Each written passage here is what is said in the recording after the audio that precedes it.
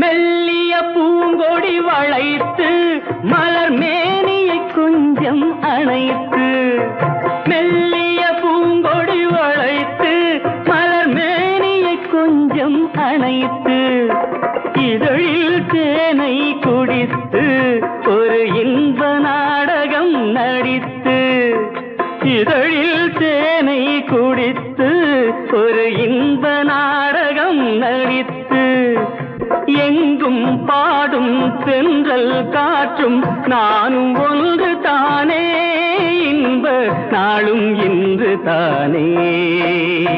பாடும்போது நான் தென்றல் காற்று, பருவ மங்கையோ தென்னங்கீற்று.